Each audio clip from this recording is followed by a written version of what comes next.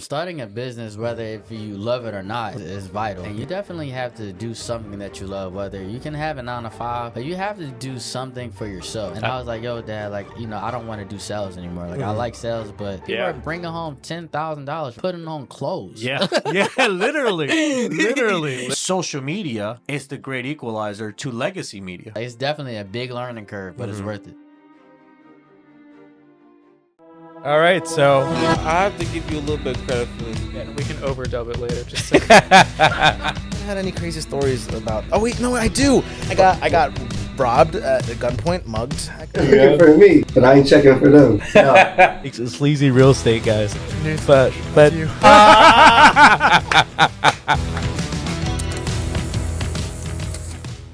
all right. So another episode of the EP podcast here, bringing to you another good friend of mine, a guest. It's almost been a year now since I've been on his podcast. The one and only Carliss Lewis. Yes, sir. What's Brother, going on? how you doing? I'm great, man. Reach over here, give you a quick handshake. Yes, sir. Yes, sir. This is actually the first guest recording that we have here, actually. Our first recording that we had, a guest recording, because, you know, we have the ones where we do all the debating and all that stuff, and then we have where we interview people like you, was actually at a friend's house, so we haven't had it here yet. So you're our first one. Okay. Yes, well, sir. thank you. Well, thank you for having me on the podcast and in your home. I really appreciate you.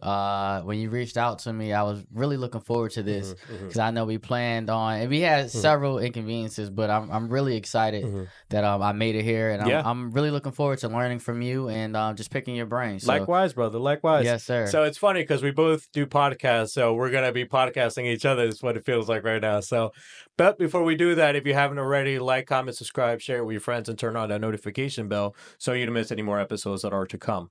So, Carliss, I want to know you from, you know, the roots, essentially. Tell me, where were you born, the area and everything? Okay, so I was born and for the most part raised in Philly. I say for the most part due to the fact that I lived in Gwinnett County for 3 or 4 years back in my adolescence, from I want to say 12 to 15 years old.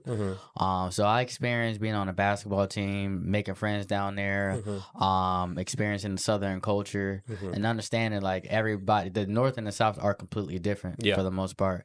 And then I graduated. I lived in Middletown for 1 year. Okay. After I came back from Georgia. Yeah, I lived in Middletown for 1 year. The friend Mikey that I was telling you about is actually from Middletown too. Yeah. That's why I was like, dang, what year? Did he graduate? I forget exactly, but you know, it's something you guys can discuss once you guys get to know each other. Right. Yeah. So for the audience, you know, how I met you was through your podcast. Actually, I saw we had a mutual friend, Tyler Maroney, who was actually shout out to Tyler, who's been a guest on the podcast himself. And I reached out to you. I was like, "Yo, man, I really like what you're doing, all that stuff." And we were chatting, and then you know we were like, "Oh, let's set something up." And then you called me one day like a true like a professional, and you were essentially getting to know me over the phone a little bit. And then we set it up for March of last year. Now 2024. Was it 2024? Yeah, 2024. Right. And now we're almost at March of 2025. Yeah. So yeah, Tyler Maroney, thank you for connecting us. I don't even think he knew that he knows that he connected us. But that's just how the world works. So Philly, right? Philly, are you an only child? No, I'm actually the oldest sibling. Okay. Yeah. So how many? So I have one on my mom's side. I only have one sister, and then I have 3 brothers on my dad's side. Okay. So I am the oldest on both sides. Okay. And it's funny that you mentioned that how we connected, because when you reached out to me via DM, I thought you were a scam. I think I was telling you that. I was like, all right, bro, like I don't follow you, don't follow me, but you followed me.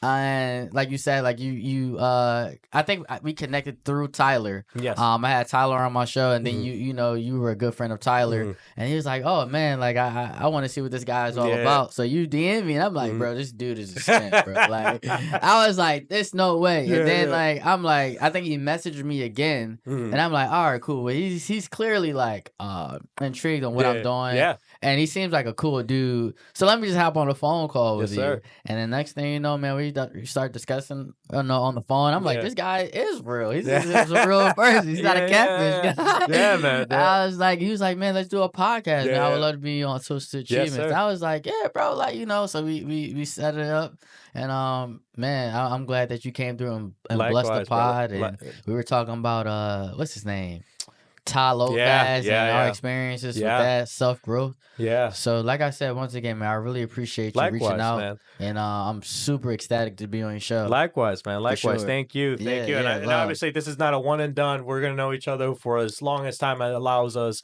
So this won't be the first and only one. So you know, too many more. You know, too many more. Look at that. Look at the irony. Too many more, man. So all right. So 3 brothers, 1 sister on both. So you have a sister and 3 brothers. You're the oldest sibling. Yeah. Tell me what that environment looked like growing up. Like, did your brothers always look to you as a leader? Like, did you feel like you have that weight on your shoulder? What was like for you, call it, in your early, kind of later teens? Yeah, great question, bro. So, long story short, it was kind of embedded in me.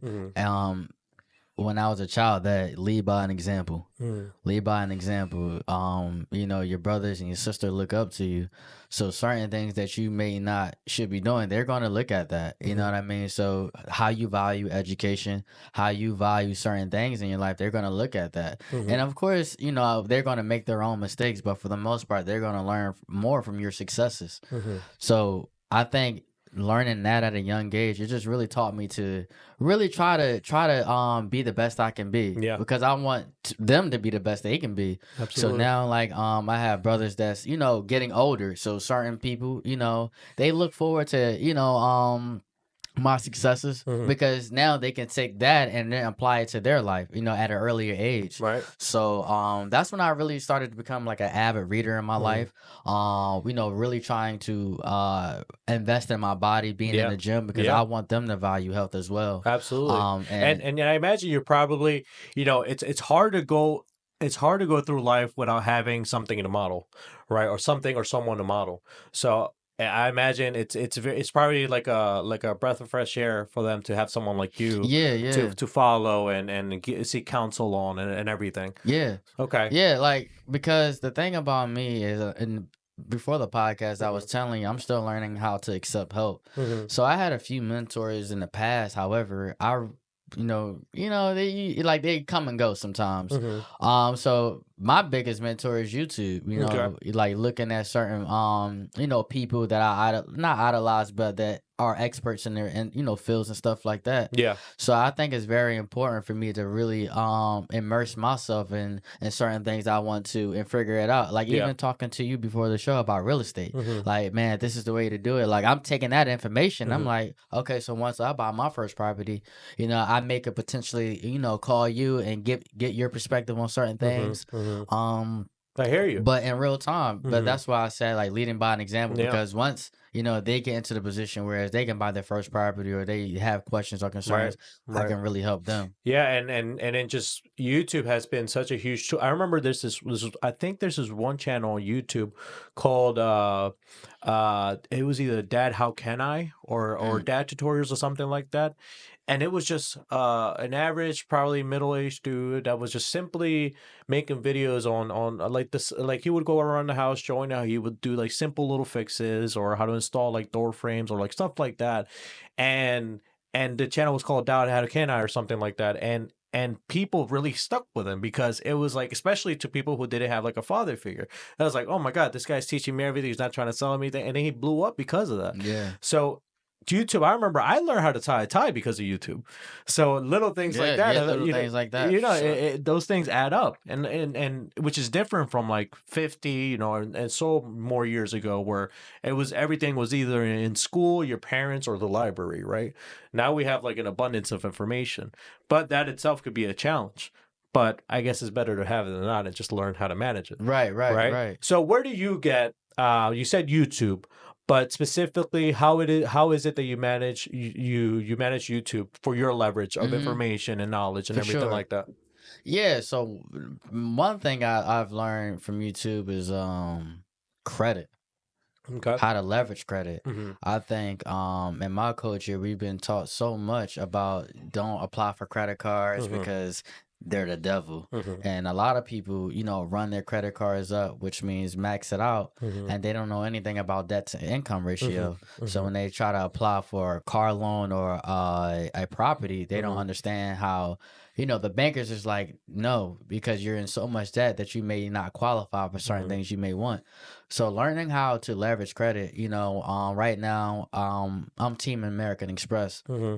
So I have this thing called a charge card. Mm-hmm. So basically, I use my credit card as if it's my debit card and Mhm. pay it off in full Mhm. every month. Mm-hmm. You know what I mean? Yeah. And then I accumulate points. So now I can leverage the points to travel, get free flights, Mm-hmm. get free food, Yeah. you know, redeem the points if I want to, you know, cash back, things of that nature. Yeah. So there's ways Mhm. that you can leverage credit that most people may not know about. Yeah. Yeah. You know what I mean? And Yeah. certain things like workouts, learning how to talk to people. Yeah.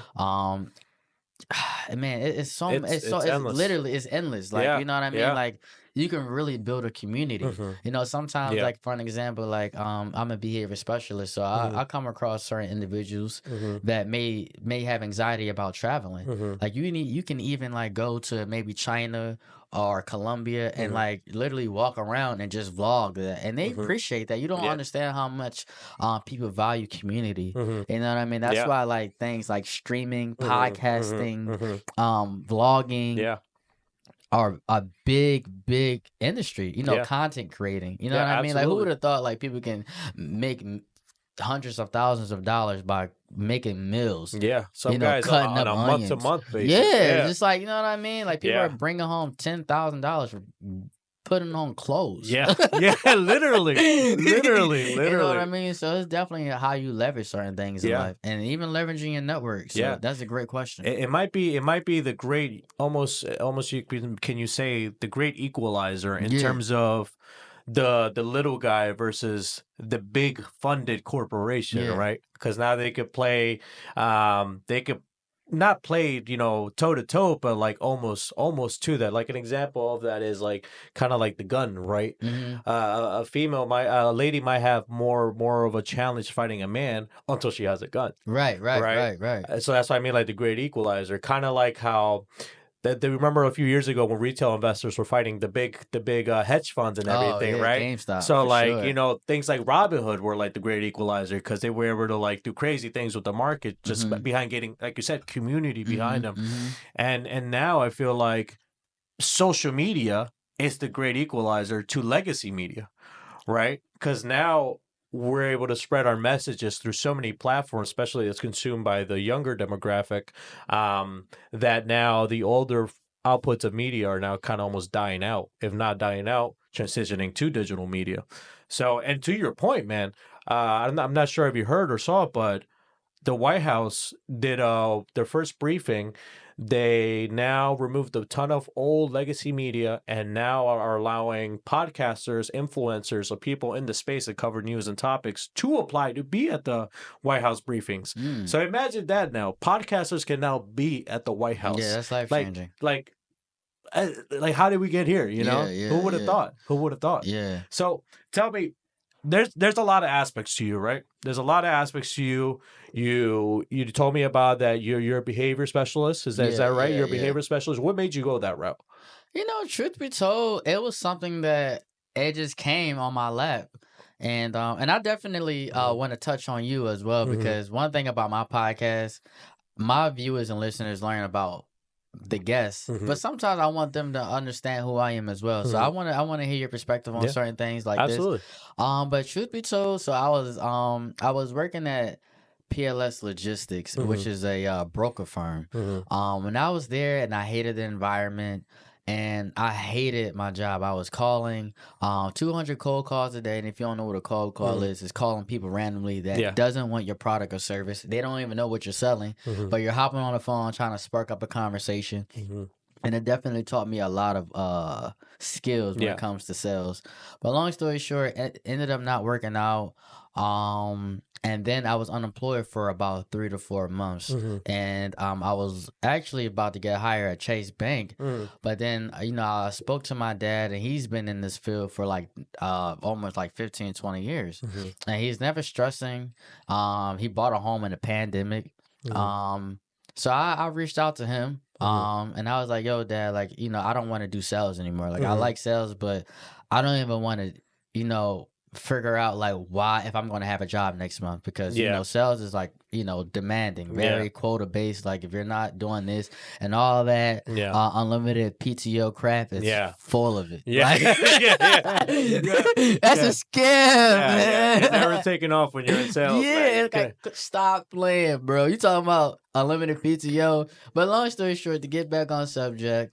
I spoke to him. He was like, "Man, I can get your job making at least $20 an hour." And it's $20 an hour, but I'm like, all right, cool. It's 20. I'm not making anything right now. So it's something better than nothing. So I ended up, and then they had a program whereas like they actually want you to grow within the agency. Okay.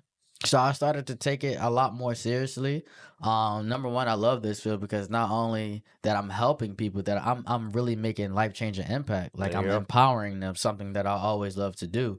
And it's recession-proof. Like no matter who's in office, no matter what the economy is going through, I'm going to get paid, and my job can't be replaced by AI. You know what I mean? Because it's quote unquote healthcare, it requires in-person interaction. So that's how, and I really love what I do. It's very flexible. And like I said, it's recession proof, and it offers so many opportunities. You know what I mean? And I still do my podcast and things of that nature. But and we'll definitely get into that a little bit more too. So, but you reminded me of a couple of things when you were telling us about that is everything you just shared.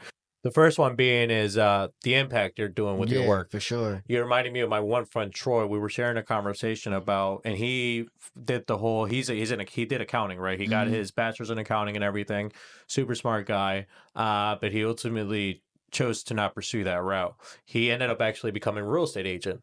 And when we were having that conversation, he had told me that how he felt when he helped somebody buying their first home was feeling that he really appreciated, and what he chalked it up to was that he didn't want to help the wealthy get wealthier. He wanted to help people like that are buying their first home attain wealth, right? Because who's really hiring like big level accountants other than people that already have money. That's a great way to sell it, right? So that's sounds like that's a great way to sell it. I'm like, okay, man, hey, whatever drives you, man. So he ultimately decided not to go into accounting, but I think that's a stage everybody goes through at some point through their development is.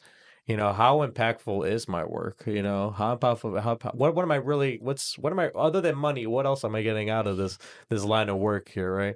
And I think that things like the pandemic made a lot of people think about that, right?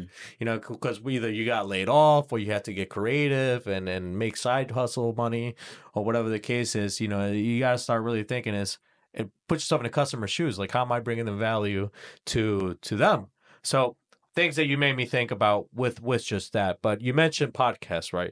You're the host of the podcast. Toast to Achievements. Toast to Achievements. Tell me about Toast to Achievements. How did it start?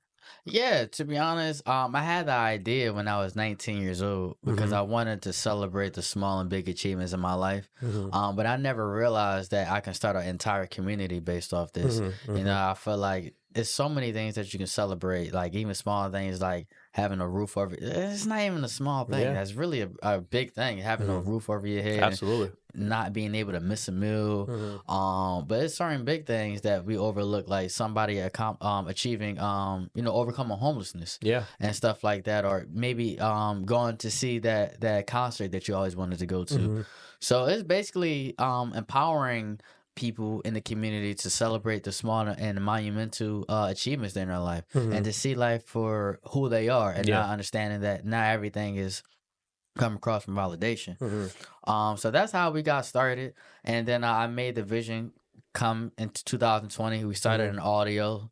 So I recorded the first, I think, 8 or 9 episodes, just MP3 audio. And then the first month of January 2021, I actually did my first visual podcast. And then from there, like I started to do like last year, implement the 3 angles so it can be a little bit more intimate when it comes to viewers watching it and things of that nature.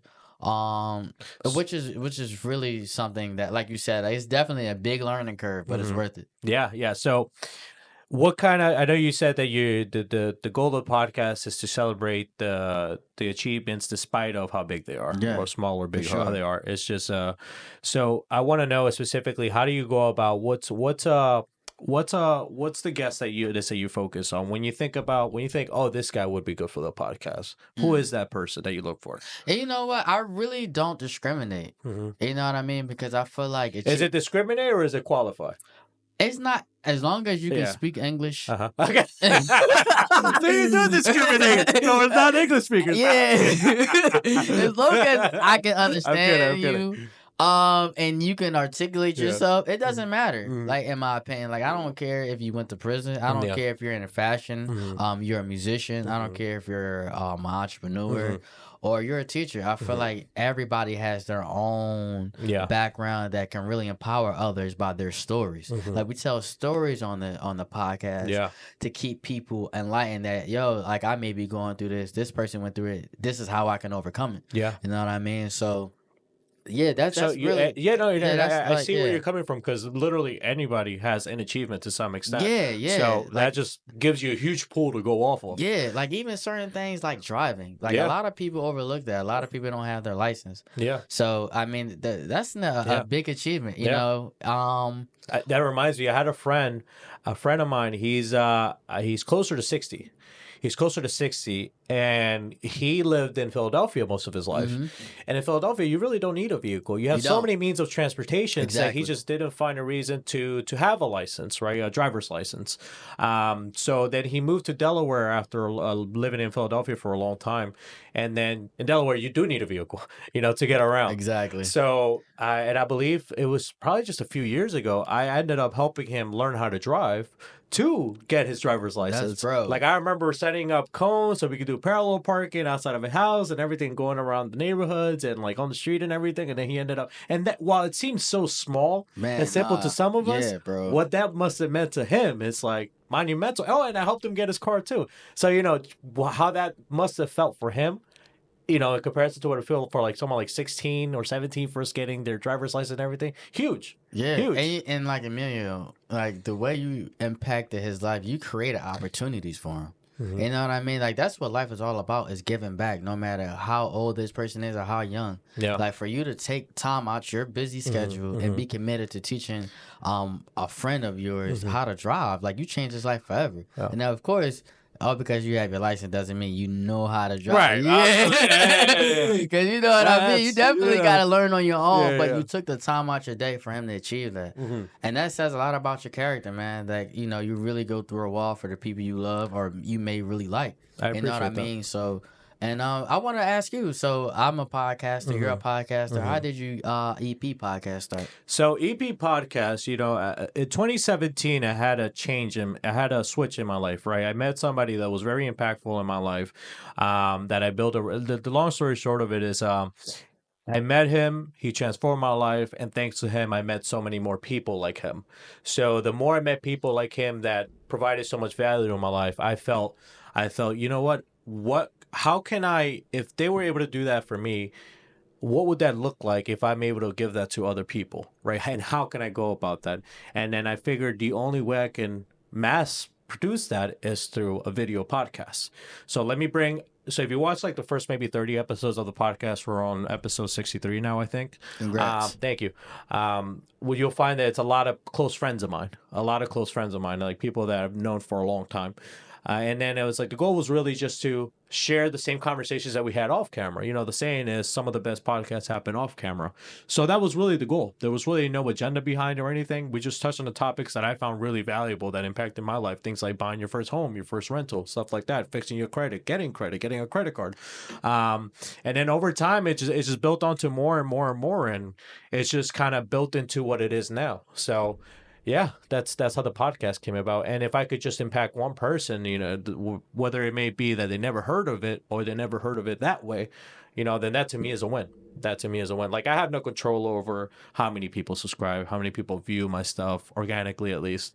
I only have control of the content I create, right? And the value I try to pack into it. So that was really the goal. And there was never really an end goal. I just knew that I wanted to record 100 episodes, and we'll aim to make it a little bit better every day. Yeah. And now here we are now with a 3-point camera with all this equipment, Yeah. and now with you here. So Yeah, no, it's 100%, crazy now. and that's what's up. Like, Yeah. I was telling you, starting a business, whether if you love it or not, is vital. Yeah. In my opinion, you definitely have to do something that you love. Whether you can have a 9 to 5, but you have to do something for yourself. Absolutely. Whether that's teaching people how to dance or learning how to dance, like hobbies. Yeah. You know what I mean? Yeah. You can really turn your hobbies into full-time careers and entrepreneurship. So let's pull the curtain. I want to see behind the scenes of what your podcast looks like, right? Because I experienced it as a guest. Right. Right. You invited me over. We spoke on the phone. You're extremely professional, very nice guy.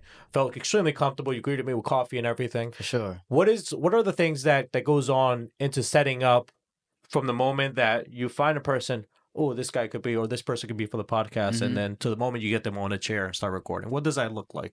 What are the logistics into that? Yeah, so me personally, I'm gonna be honest with you, 70% of my guests reach out to me. Okay. And if I feel as though like you can have a pretty decent conversation and you're well spoken, then I'm interested. You know what I mean? Like I said, it really doesn't. I really don't care about what background and what you do with your life.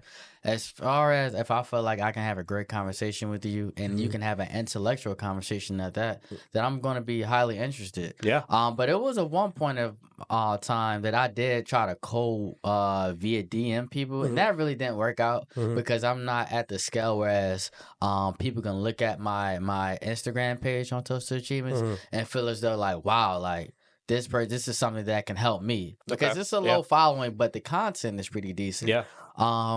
But if I had to give somebody advice on how to get started doing that is definitely know your audience and know what you're talking about. You know what I mean? Like I feel as though I study marketing, so understanding psychographics is number one, you know, demographics and things of that nature, the people that you want to impact. And if I wanted to actually, you know, go about actually taking the initiative to have people on my show, I would maybe first thing I would go out in the community more. You know what I mean? Talk to people, go to your events. Like you can meet so many people in the gym, so many people at an event. You know what I mean? Or webinars or workshops. Like I would do that. I think because that in-person interaction is something that is very vital in my opinion because of the energy opposed to number two, somebody cold DMing you and you looking at this person and you're just like, oh, nah. You know what I mean? So that's what I mean. Like how I did. Yeah, no, and you know what? I'm not even gonna lie. Like I did not think you were real. No, that's you know all right. what I mean? That's what happens sometimes with cold DMs. Because it was like so professional, and I'm like, you know, you get professional, like you know what I mean? It's like you know what I mean. But then I'm like, all right, well, clearly this guy said he knows Tyler, and then I looked at your following, and I noticed that Tyler was following you, and you were following Tyler. So I'm like, all right, so cool. That's a mutual friendship right there. You know what I mean? Then you know, I'm like, all right, cool. You know, this guy seems very well spoken. Like he has a podcast of his own. So let me reach back out, and we scheduled a phone call, and it was like for like 15 minutes. Yeah. And after that, like we connected really well. You told me your name, you told me what you do. I told you me about myself, and we went from there. But like I said before, I think because it's becoming so digital that people are afraid to go out in the community, and really be outgoing. It's like we have the barriers have never been lower to communicate, but yet somehow it has an inverse effect of people are more hesitant to communicate. Exactly. Right, the barriers are low, but the hesitation is high. Exactly, which is odd. Yeah, you know what I mean. So, and to that point, at the EP podcast here, we value in-person interviews, right? There's a lot of podcasts that because we think that virtually versus for the same reason why when we first started, we were like, let's do video, let's see how it goes, and let's see if we can figure it out. What are your thoughts on video podcasts versus in-person podcasts versus like Zoom virtual podcasts? What are your thoughts on that? Well, number one, like an in-person podcast to me is always going to be number one in my opinion, just because of the energy. And I'm a big fan of energy and in-person because it's certain things that you can feel and a certain a type of frequency that you can reach with like laughs and, you know, even toasting up and just like having that in-hand and in-person interaction. However, I do feel as though that it can be very beneficial for someone that wants to have, information from somebody that lives in the West Coast. Yeah. You know what I mean? Because it gives that opportunity for you to collaborate a lot more, and it's a lot more flexible. Yeah. Like, for an example, you can even, DM somebody in Tokyo. You know what I mean? Yeah. And really do a collaboration. So on the marketing side and on the business side, it makes sense. Yeah. You know what I mean? Definitely be flexible. However, it's nothing like, flying somebody out and doing an in-person podcast. Because you get that certain intangibles Absolutely. that we spoke about. Yeah. The intangibles. Like for us, like we value in person so much, but we understand that, like as you said, we can't geographically just be everywhere, right? Because that costs a lot of money. It does. Especially when you have all the equipment, especially when you travel, right? You got to get you got to get your check back, but now you also got to get a check back for equipment. Yeah. You got your team. So are you going to ask your team to pay out of pocket for themselves, or are you going to pay for their tickets? Just stuff like that. So having it virtually, I could see why it's so beneficial. So I personally, for us, it's like we would in a unicorn scenario would be like we build enough funds with the podcast to be able to fly these people out and get them out. Man, that's love. Because right the thing that I really like about this area is that I think is a Marriott or a Courtyard just got built literally right next to a Dunkin' Donuts, less than 5 minutes from here, and there's an airport literally 5 minutes from here. So literally we're like in a perfect area. We could just have people come in and out because we could just book them a hotel there, which are relative because it's Delaware, so pricing is not going to be too crazy. And it's just like from a geographical standpoint, it's great, but we have to work up from a financial standpoint to be able to provide that kind of hospitality. Yeah. So did you start with audio podcast or visual podcast? We started with visual. We literally right now it's February 7th, 8th. It's February 8th. We started with all of this equipment that you're seeing now, which is a 3-point camera, 2-point light, just a month ago. Shout out to you, bro, because I remember last time you were saying, yo, bro, like I just use my phone. Yeah, so literally, like at December, we were still just using a phone and these two lights. That was it. So what made you want to invest more? Well, first off, Black Friday. And then I would occasionally have meetings with my team. And I remember the biggest investment was the mixer, the cameras and everything like that. And my mixer was my controller was telling me, my buddy Jack, he was telling me, it doesn't feel as a fulfilling experience when all I have to do is hit record and then just sit there. So I was like, okay, what would be, how can I make this a more enjoying or more fruitful experience so that he could enjoy working with me here.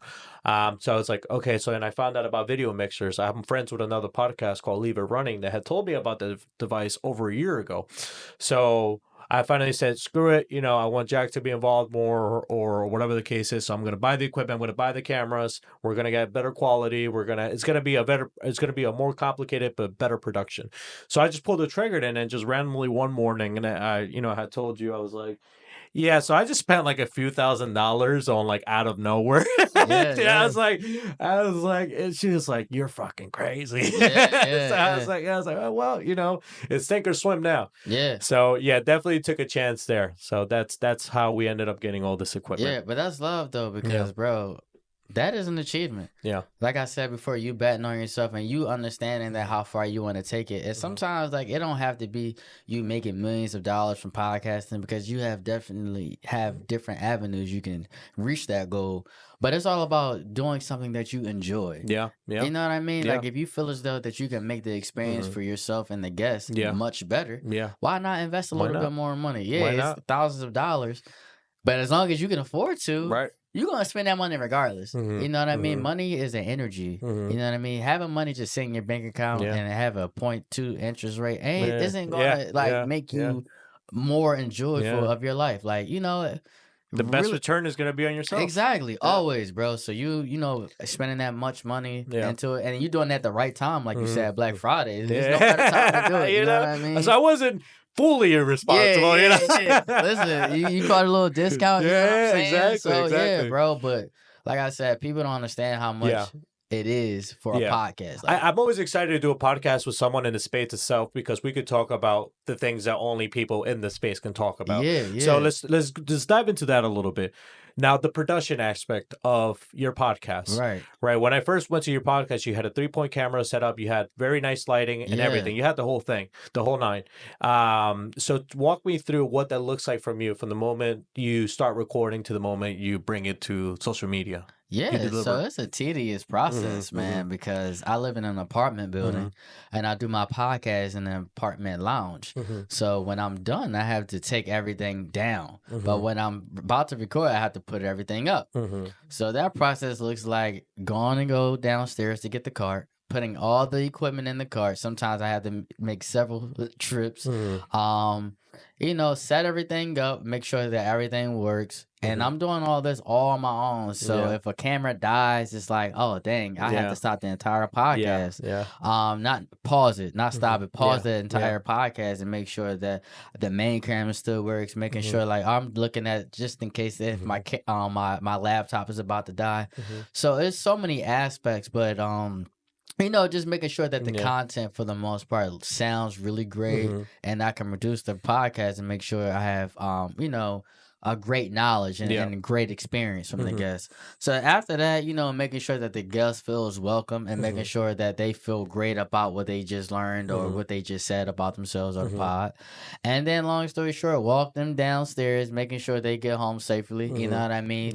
Then going back upstairs, taking several trips from my apartment, from the lounge, taking everything down, and then, you know, resting my brain because I just did all that. You know what I mean? Mind you, you still have a life outside of the podcast, right? You probably just had a full work day. And we're not even talking about like plugging the cords up and making sure that the lighting is correct and making sure that the microphones all work, which is the most important thing. You know what I mean? And making sure that the guests have coffee or a little bit of wine or water, whatever they prefer. You know what I mean? And then you got to turn around like, dang, I got to edit the podcast. And that looks like, okay, so if the guest is speaking, do I want it to be on their angle? If, you know, do I want to do the main angle? So you're playing with this and it may take like 3 to 5 hours. If it may take a little quicker if you know how to automate the process and your learning curve. But in the beginning, it's like, how does this go? How does this go? Oh, why is this not doing what it needs to be doing?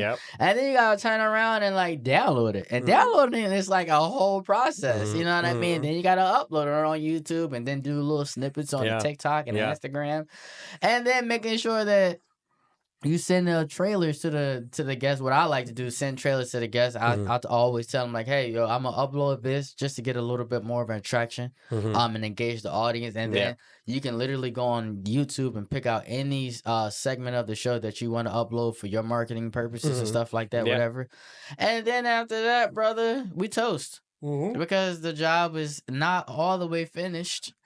But it's much progress. There you go. You know what I mean? There you go. So and look, and you just explaining all of that sounds like a lot. Bro. But how it must feel like 10 times even more than that. And sometimes, I hate to say it, that's if the video and the audio downloads the correct way. Sometimes it downloads the right, like it doesn't download the right way. So it may be 100%.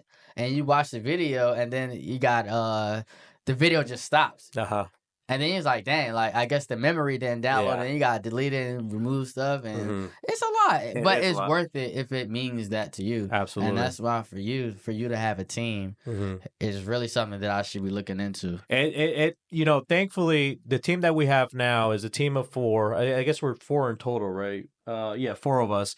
You know, it started with 1, but these are people I already had in my life. So I'm very grateful that, you know, they saw it from the beginning, and then slowly when they saw it build some traction, you know, I was one, you know, I built up the courage to ask them to, you know, if they want to, you know, collaborate or work with me as a team. But then also on top of that is, you know, just being blessed to have those people that will support the vision, you know, because that in itself can be a little bit challenging. There's some people never work with your friend that will say never work with your friends. You know, there's some people that say, you know, it's, I don't know. There's so many ways to look at it, but having that definitely helps. But the challenge with that for me has been, how do I let go? Right? How do I let go of the stuff I'm trying to replace myself in? Right? Because when you're doing everything yourself for so long, you innately almost you can't help it, but you feel like you can do everything yourself. Like it has to be done the way you think about it. So how do I step away from that and let them figure out the base and make it their own, accepting that you're not as in control as much anymore. Yeah, and that's something that is a big thing. You know what I mean? Because like you visualize things a certain way, and I was just about to ask you, like, how do you feel about some people not always buying into what you have visualized? So there's two ways. There's two aspects to that, right? You're asking me how do people buy into the vision in terms from a team perspective or from a viewer perspective? Let's start from a team perspective. So from a team perspective, there's a saying by Alex Hormozy that confidence is not you yelling affirmations in the mirror. Confidence is you building an undeniable stack of proof that shows that you are who you say you are. So, mind you, an episode consists of anywhere from 5 to 10 short clips. A short clip takes them on average an hour to edit. Right, we've uploaded now 62 full episodes, which all range from an hour to an hour and a half. So that puts us at, I don't know, I mean, if you do the math, that's like we're like 400 plus videos, like between short clips and long format episodes. So that's 400 plus hours that I put into this craft, and that has been in the market. Now, when you scroll on our YouTube, you have to scroll for a little bit to get to the first episode. So I built that stack of proof that shows that we have something going on here, right? So it's easier to sell something when you have something to show, right? Some sort of proof. And then on top of that, selling beyond that point, right? Like when I bought this equipment, it wasn't just, hey, now we're going to get a 3-point setup where you could see me, where we could see you, and we could see in between. Now, further down the road, call it episode 100. Now we also have the capabilities to live stream. Right. So that's something we could work up towards.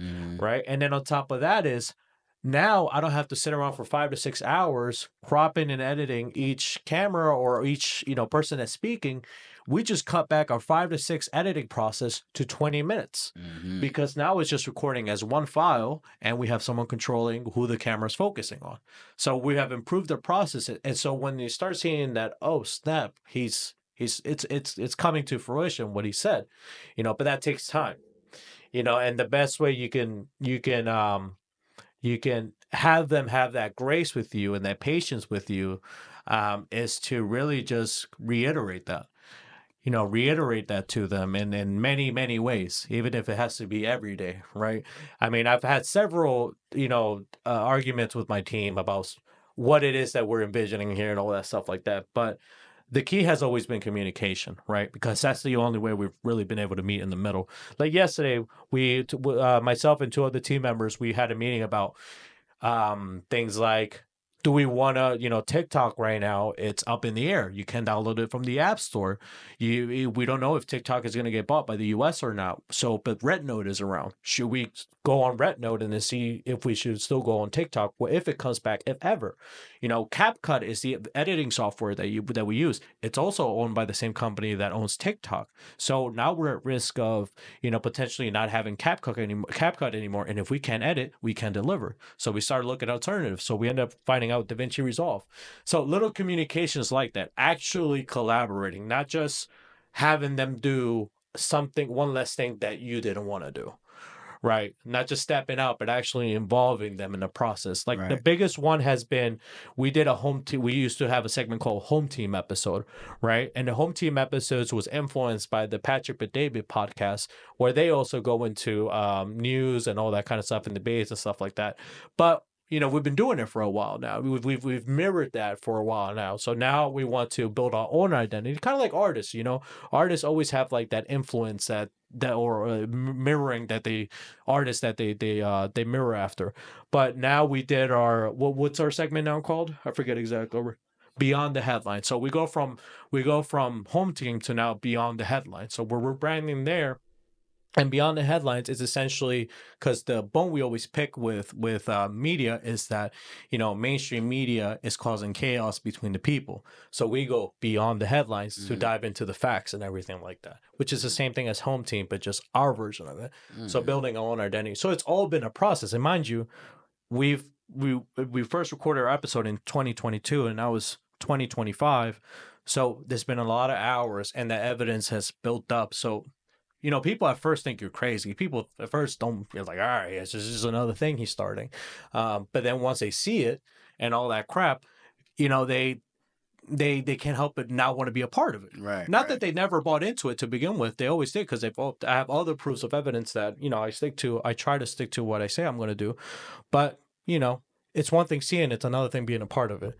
So it's a thing of time and building up that stack of evidence that says you are who you say you are. Yeah. You know what? Have you ever read this book called Contagious by Jonah Berger? I've heard of it, but I haven't read it. Yes. So long story short, he says something about social currency and being able to prove, like you said, who you say you are. Like, for an example, like, it's a reason why people drive the car they want. Like, there's no big difference between a Lexus and a Toyota. Lexus is owned by Toyota. I mean, Toyota is, you know what I mean? Yeah. But at the same time, it's different because of the status symbol. So when you said, like, I stacked the entire portfolio of the videos, you just earn social currency, being as though that you could present that to some, I guess, that maybe, is really intrigued in your show, and then you brand and stuff like that beyond the headlights. It says a lot about your the brand of the podcast and how far you guys want to take it. Yeah. You know what I mean? So that's very important as well. Because, like I said before, I have my degree in marketing. So understanding that, like I spoke on this earlier, intangible values. Yep. I read in a book by Brian Tracy, The Psychology of Selling, is you always can sell these 5 things: transformation, freedom, status, recognition, and acceptance. You know what I mean? It's funny because, for an example, like if I was trying to sell somebody water, right, and they maybe have acne on their face or whatever, they were insecure about acne, I would honestly say, like, okay, well, if you buy this water, you're not just buying the water, but you're buying something that can clear your skin up. And I would just hit that pain point. Yeah. You know what I mean? So what's that worth to you? Yeah, exactly. Yeah, you know what I mean? Is it $1? Or if I sell this is premium water that we got this from Fiji. I can sell it for $15. It balances your pH levels. So this is weird. Yeah. You know what I mean? How things how you can spin it, you know what I mean? So for you to have a portfolio of videos and, have a team that actually, that it seems like you guys are on the same page, says a lot about the team itself and how far you guys are going to go. You know what I mean? So let me ask you, we were talking about the production, behind the scenes, what it looks like for you. What's the typical time frame you look at from the moment you record to the moment you're able to bring it to the marketplace? Like, if you had to put it into days or weeks, I know it depends on you ultimately. Yeah. But if you had to average it out, what do you think it will typically take? So if I'm really doing the work, probably like 4 days. Okay. But like if I record in 1 week, then I'll wait the following week because I kind of want to like roll out the promotions and the trailers and stuff like that. But if I'm playing around, and not necessarily playing around, but if I'm feel like, oh, I don't feel like doing it right now, or if I'm really want to focus on other things, it can maybe take like 2 weeks. Yeah. Because I won't overwhelm myself so much. You know what I mean? Burnout is easy when you do these kind of things because you have so many, you're wearing so many hats. Yeah, bro. And it's like, man, like if I just had a team, you know what I mean? Like can just handle the production. Well, I can just literally focus on the content. But like when you wearing so many hats, it can be so exhausting. Yeah. You know what I mean? So, I to be honest with you, even now that I have a small team, even then I still feel like I got to wear 1,000 hats because now I'm not focusing on audio. I'm not focusing on controlling the video, but now I'm focusing on sales. I'm focusing on recruiting. It's like we go to the next thing to the next thing to the next thing. So I think it's almost a personality thing too. It's like we're always in pursuit, of something. How do you recruit people? So in terms of guests, So how we go about guests now is very different than what we typically did. It changed literally probably halfway through last year, right? Halfway through last year, because how we look at our relationships in the podcast is we know that we're only a few connections away from each other, right? Like for me, my connection to you was Tyler, right? My connection to Tyler was another friend who had Mylan. So at one point, you were 2 connections away from me. And then I got close with Tyler, and then you became 1 connection away from me, right? And then now, because I know you, I'm probably one connection away from knowing someone in your circle. Did you read that's in the book? I know. So part of the influence comes from my day job. They have a relationship model, but there's a saying that I forget what the name of it is that you're only 6 people away from like someone that you know. But what book are you referencing? Because it might be from that. I'm not sure. Like, it seems like because of how you just presented that you clearly sound like it's from the book. Yeah, it's not something I made up. Yeah, It's not something I yeah. made up. This is nothing new. There's a saying that, you know, you're lucky to invent 3 things in your lifetime because there's really nothing new under the sun, right? So I look at that, right? I'm like from a strategic standpoint, I'm like, okay, I know I could connect to this person and that person, and if I build a meaningful relationship, not an interested relationship, a meaningful relationship, I might actually attracted to this person in terms of a personality. Can I have a friendship as well as a partnership with this person? An easy example of that is we just interviewed a bare knuckle fighter, right? There's a UFC and then there's bare knuckle fighting championship. His name is Patrick Brady. Now Patrick Brady, I met through another guy. His name was named Adam, and I don't want to butcher his last name, so I'm not going to say it. But he's a referee for martial arts, and then Adam connected me with Patrick, and Patrick is connected with John Jones, right? So as we're recording Patrick's episode, he's like, you know, yeah, because he's trained with John Jones and all of them, and Sean Strickland, who's fighting tomorrow. It's today Saturday. Today's Tonight. Saturday. Yeah, so he's fighting tonight. Yeah. So he's sparred with all these guys. So we're in the middle of the recording. He's like, yeah, I could call John Jones right now. I'm like, you know, from an opportunistic standpoint, I'm like, yeah, call him. You know, this could be great. But at the same time, I'm like, no, we want meaningful relationships, not opportunistic relationships. So I'm like, you know, I don't want to do that because I don't want John Jones to be feeling like, oh, no, this guy's always going to be, you know, if he's on a podcast or anything, he says something like that, he's going to be calling me. Yeah, I get what you mean. See what I'm saying? So it's being mindful with the relationships. Yeah. And what I did was when I first started the podcast, I made a list of 100 people I thought I knew. Right. So there was the first people I knew, the first 10 that came to mind, and then 20, and then 30, and then 40. And I didn't even have to necessarily know them. It was either I knew that there's somebody, or it's someone I'd like to meet. And how could I get there? So I built that up to like over 100 people at this point. And then I've been trying to work up that network since, just being strategic with the relationships. So I've systemized them. That's how I by nature, I'm lazy, right? So what I do is I systemize a lot of things to make it more simple, to get it out of my mental state per se, and then I just improve on that system. I'm lazy and I like making things easier without risking the quality of that thing I'm trying to make easier. So in essence, it's just trimming the fat and becoming more efficient.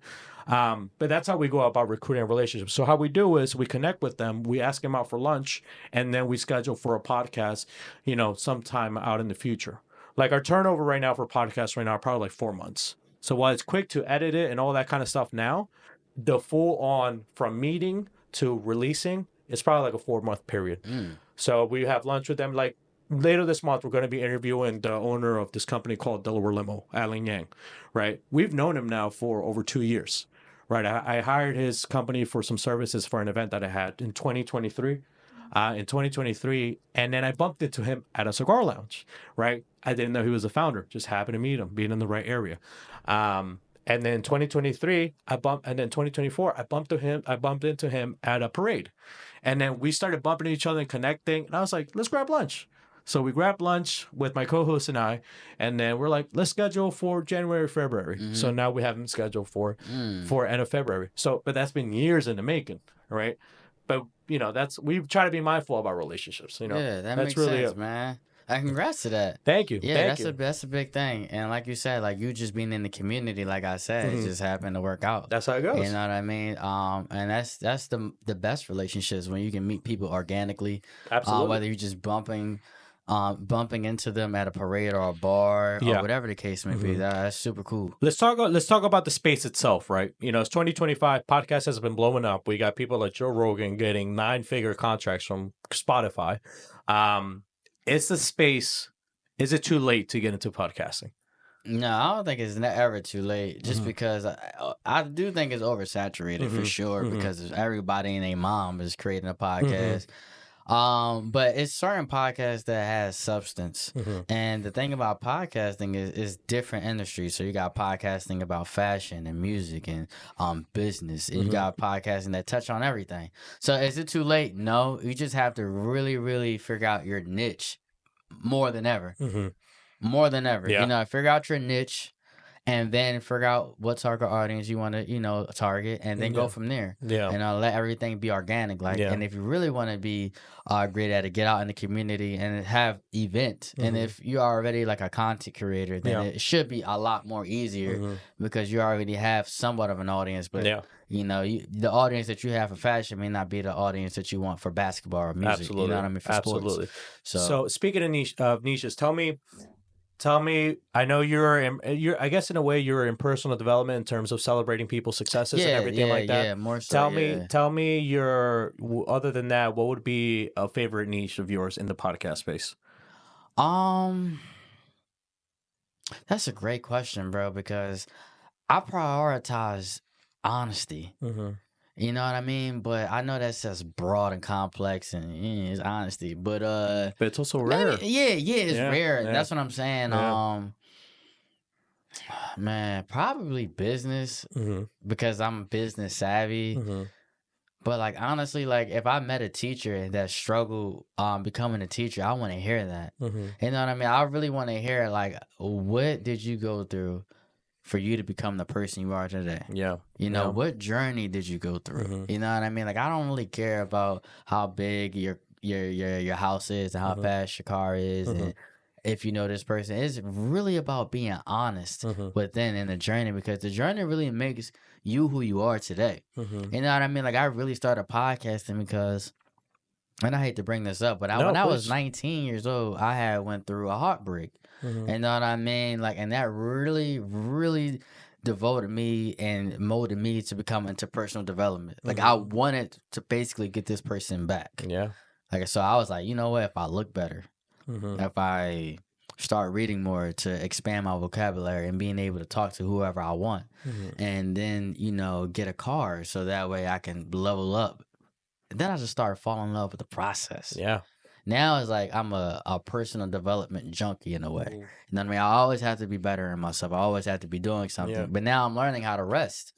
So if your story just sounds similar to you empowering people, that's what Toast to Achievements is all about, bro. That's like, awesome. You know what I mean? That in itself is a story, right? No, it's not cheesy because look, let me put it to you this way. Let me put it to you this way. You started personal development to get someone back. It's weird. But I think that you ultimately ended up getting yourself back. Yeah, literally. Like, bro. And I hate to bring up my past, but it was to the point, and I really want to be honest, because I'm a very honest person and very transparent. Bro, it was a time in my life I hated myself. Like, I went by a different name. Like, I used to go by this name called Nate. And Nate was the guy that was like, you know, like really popular with everybody.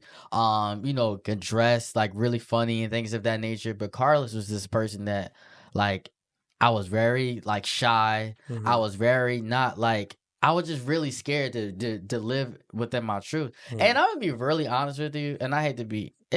I was kind of like scared because never apologize for being yourself. Buddy. Yeah, basically, I was kind of like I was very embarrassed about being a virgin. So that kind of made me like very embarrassed about being Carliss during the time frame. You know what I mean? Because now it's like all my friends are teasing me because, you know what I mean? I didn't experience that, which is kind of like, it kind of molded me to be insecure in a way. But Nate was the guy that was hiding, like, oh, like he gets all the women and things of that nature, and he's popular, like I said before. But then when I started to realize, like, when I got over my depression back when I was a freshman at Penn State, I had to accept the fact that I am who I am. Wow. You know what I mean? And I hate to, like you said, I don't want to apologize for being me, but that's how it really started. And that's why now I'm very comfortable being me. Like, I'm loud, I'm funny, but I can be, you know, very serious. I can talk to whoever, you know what I mean? Because I'm very comfortable with who I am as a person. So being that said, like, you know, when I was 19, me finally getting a little attention for the first time kind of made me like, oh, like, you know what I mean? But then that's when I really figured out who I am, like really developing myself. You know what I mean? Like really going full throttle and finding myself, like you just said. And I used my story. Like and this is the first time I even said this out loud, and this is about to be public. But be honest with you, that's what Toast to Achievement is all about. Like empowering people through your stories. Like how did you become who you are now? I know why it's very important to not buy things for validation. It was a time in my life I had $300 on my refund check, and I'm spending it in one day because I wanted to be seen for somebody I wasn't. Yeah. Now I'm making sure that my credit card is paid in full, making sure that I still drive around on my first car because I wanted to pay it off in cash and not finance anything. If you were able to, I really don't care having the best house and necessarily like the biggest house, as long as your environment is cool and you're not looking over your shoulder. That's what really matters. But it's no reason why I should be looking at a $700,000 house because I got something to prove. Right. Like everybody that in my circle knows who I am. Yeah. You know what I mean? Yeah. A lot of people go broke trying to impress people that don't even like them at the end of the day. And to be honest with you, if you're trying to do all that, most likely they aren't your friends. You know what I mean? So that's what Toast to Achievements is really about, and being able to connect with people through adversity and successes. Amen to that. You know what I mean? You creating that space for people is awesome. Because imagine if someone created that space for you. Yeah, bro. Right? You're doing that now. Yeah, like really living in your truth, man. Yeah. Like, so I want to hear about you. Like, because I know you said you come from El Salvador, right? Ecuador. Close enough, yeah. No, I don't want this. No, please. Yeah. So, like, what are some of the things that you like, you know what, like, damn, like when was the first time you accepted your truth? Like, did it happen? My truth. Yeah. Define what you mean by my truth. Like, have you ever lived in a lie? And have you ever said to yourself, like, yo, like, I gotta like, it was a point that I wanted to achieve so much money because I wanted to prove. Okay, I see. Yeah, like, so essentially, when did I realize my turning point? Like what at what point was like, whoa, like what time did I wake up? Like when did I wake up? Or like you understood why you were doing the things you were doing. You know, I don't know if I've ever thought about it that way. What I do know is that my father brought me here to pursue the American dream, which to me at that time when I came here at 8 years old, what I thought the American dream to be was, as I got older, was, you know, you buy the house, the white picket fence, you have the wife, the kids, and the puppy, right? So that's what I thought. And you go to school, you get your degree and all that kind of stuff. But, you know, it's when you're first landing, and to get to that point seems, you know, far to reach. But I think for me, the ultimate point for me that was pivotal, the pivotal point for me in my life was having that friend that I met. So I think the biggest blessing I've had in my life so far, despite from all the wonderful people I have met, is working at a country club. Now, the reason being, you know, I was born in a third world country. There wasn't no financial savviness or anything like that, no know-how or anything like that. So working at a country club allowed me to be with people of different classes, not just from the people I work with, but also the people I engage with. So I remember getting comments like from members saying, "Oh, Emilio, if you just have your money in a mattress, you're being dumb, you're being stupid," or like little comments like that. But it's like in a nice way. Did you feel out of place? I was when I first went. I remember the first time I went in. It felt like something out of a movie, right? Because for me, it's like I've never seen anything like it. Like a huge, what looked like a mansion, the country club. The moment I walk in, there's like all this green and all this fine cutlery and big curtains and nice tables. I walked in and I see my two managers and the head chef there. I feel like I'm in a movie, right? I feel like I'm wearing some Oculus and I'm like within a movie right now, and sitting down with the interview and everything. But for me, it was just the people I met there and just seeing life from a different lens. And then just having that one friend I met in fine dining that he was able to sit me down one day. I was like, yeah, what are you doing? You know, I had originally failed my senior year in high school, right? I had failed it, so I didn't get to graduate. I failed my English class. So I went a year without doing anything other than just working. And that got old really quick because I had no purpose. I had nothing, right? I didn't know what the hell I was doing. And then I had a conflict in relationship with my dad at the time, and it was really bad. And I thought, you know what? I like what my friend is doing. He's living the life I would like to live. And I'm like, let me move in with him. And he was like, dude, you can't afford to live with me. I'm like, whoa, you know, I was arrogant. I was more than I am now, but yeah, you know, but I was like, what you mean I can't afford to live with you? Yeah. Knowing that he was probably right. Target. You know, he sat me down just like how we are now, but I was Right. next to him and he broke out a piece of paper and wrote down, all right, tell me all your expenses. Da da da da da da da da. Boom, expenses. It told me how much you made last year or the year before, and we added it up. And then, boom, I realized I was living a life I couldn't afford. I had no savings. I was in debt, and I was stuck. The key word is stuck. I had nothing going for me in my life. Ultimately, that ended up me turning that over and finishing, going back to high school and finishing my senior year, graduating, and then immediately after applying for college, getting into college, and then getting my house shortly, all in a period of like 3 or 4 years, right? And then just being able to be here now. So now just kind of building on those. So that was my pivoting point, my pivotal point right there in my story. But, you know, there's more points like that as we get older, you know, for different seasons of our life. But, you know, that's, you know, it feels weird because this is your episode, man. Put it on me. No. Like, yeah. people need to know about you as well, bro, because your story really empowers people. I appreciate that. I appreciate that, man. But, you know, it's my goal, you know, my goal with the podcast is just to provide a lens. That's all it really is. Really. Provide a lens. That's really all it is. Really. And if someone likes it and they find some value from it, that's all. And anything I sell in life, right? You know, anything I sell in life is how can I pack so much value that either if there's a paywall behind it, I want the reaction of, oh, that's it. If there's a price tagged along with, aside from a paywall, is I didn't think it was going to be that cheap. Or if there's no paywall at all, I'm like, wow, that was really good. You know, that's what I aim for. Impact. And it's always going to be money in that, brother. Yeah. As long as you are true to self. Yeah. And you're very transparent with your audience and who you are, man. There's always going to be money that follows that, bro. Now, we spoke about the niches you like. Yeah. I want to dive into a little bit of the niches you don't like as much. Okay. That's also in the space, you know? Yeah. So tell me about that. Yeah, I don't like gossiping. That's Okay. probably the main thing. I really don't care what celebrity did this, because that's not really empowering. Unless like that celebrity influenced you to become who you are, then for sure I want to hear about what Beyonce did to Jay-Z in the elevator. You know what I mean? But that was with her sister, right? Yeah. Solange, you know what I mean? But like, other than that, I really don't care. Like, I don't really care if Drake feels some type of way about Kendrick Lamar performing at the Super Bowl. That's not gonna really empower anybody. Yeah, you know what I mean. It's very entertaining. Yeah. But that's something that we can do off the podcast. You know what I mean?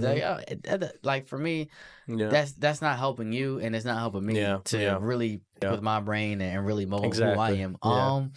And I really don't care when people get on a podcast and flaunt their wealth. Yeah.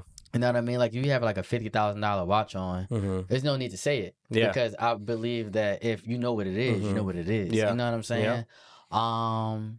And I really try to steer away from relationships. Like, I don't mind if you give like a perspective on how you could benefit, overcome a certain type of adversity you overcame in your relationship, whether that's like, tough things that you feel like can empower people to stay committed or really find out and adventure, what type of partners they may like and not be miserable. Yeah. But when you say like, oh, like, I don't like when this person do that and you don't like when it's just like, it's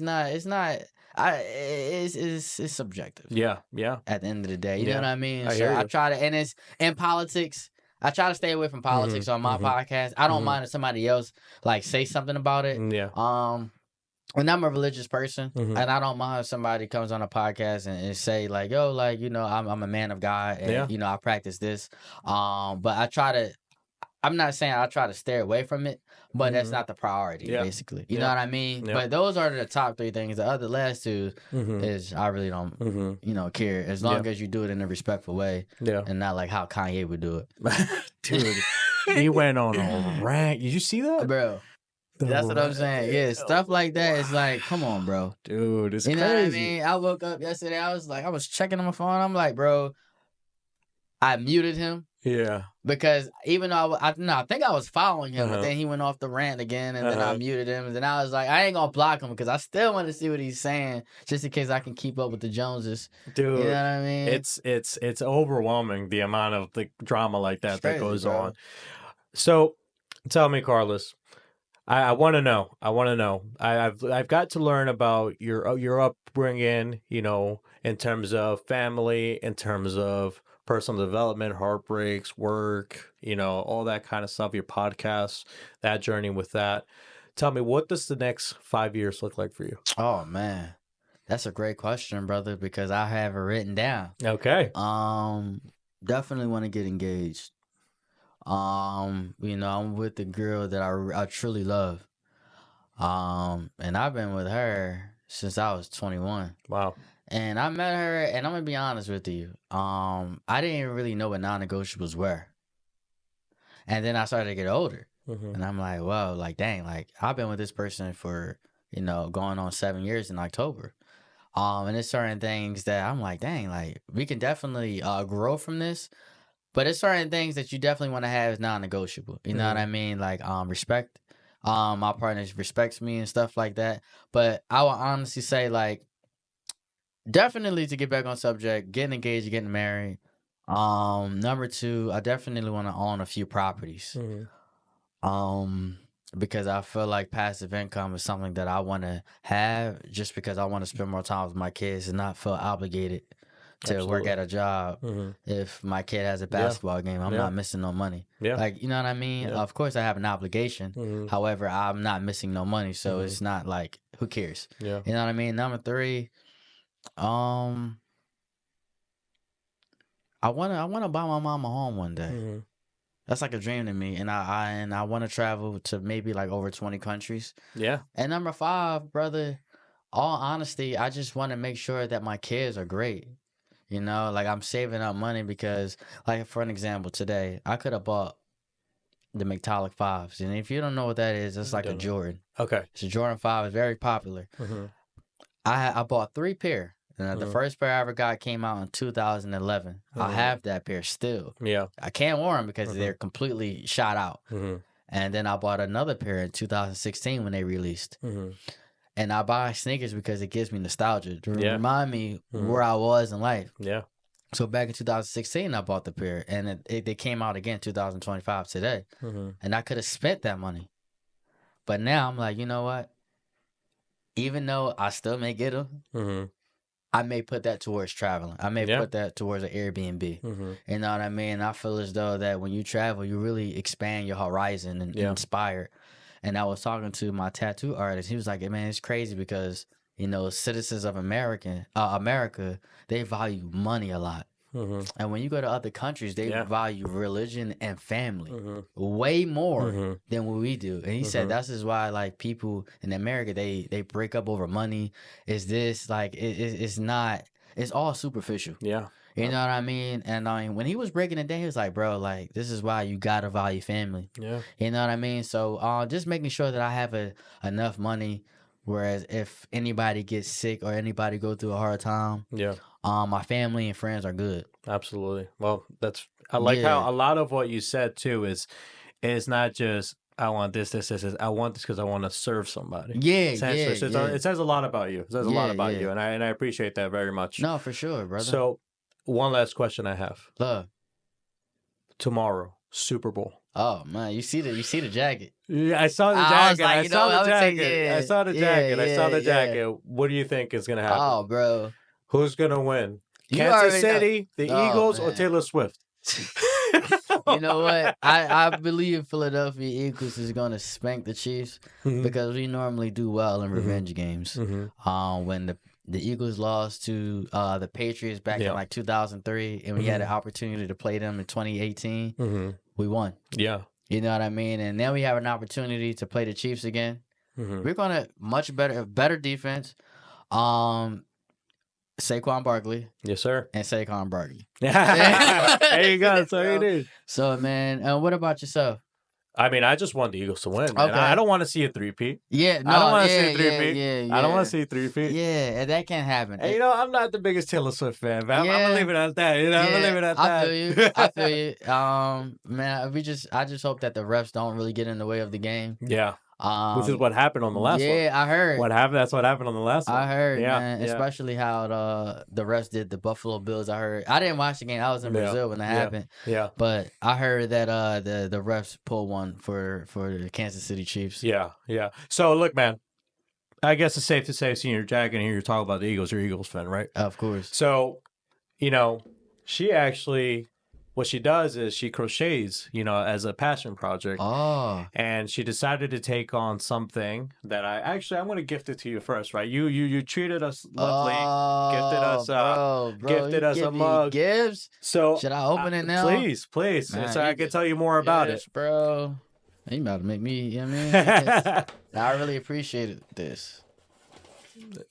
So what you're looking at right now is, and if you don't mind sharing it to the camera too, is an eagle. That eagle's name is Dilly. Okay. Dilly's actually made by Loose by Lex, which she's right over there. Yeah, I appreciate you, Lex. And the goal with the Dilly is that for every Dilly that we sell and everything, a part of the proceeds go to the Be Philly Foundation. Okay. Which is helping help out the youth in Philadelphia. Founded by Jason Kelsey, ironically enough. That's love, man. So, hey, man, figure we give it to you. It's only right. Eagles, you know, go Birds, and we're helping out the Philly thank youth. you, bro. No, thank you, this means a lot, bro. Thank for you, sure, man. Hey, Thank you, for sure. Thank you. You know, nothing again. You close it out, brother. Go close it out. Man, toast to the EP podcast. Toast to the achievements, baby. Toast to the achievements, man. Where can people find you? So people can find me on so my username on my personal profile is Carliss Lewis, and then you can find my business page, my podcast page is Toast to Achievements. Pretty direct. You can find me on YouTube as well, Toast to Achievements, and TikTok, Carliss Lewis. Yes, sir. You know what? When I was in Brazil, I actually deleted my TikTok. Did you? Now I can't get it back. Oh man, I sold mine for $50,000. Yeah, man, I appreciate you for having me on the show. And it won't be the last time. Yeah, no, for we'll sure. do it again. We'll do it again, and then we'll build on the conversation then. No, seriously. My man, thank you so much for taking the time. I appreciate you. All love. Go Birds. And until next time, man. Until next time. And if you haven't already, please like, comment, share, subscribe so I can have more wonderful guests like Carliss himself. And until next time. Bye-bye.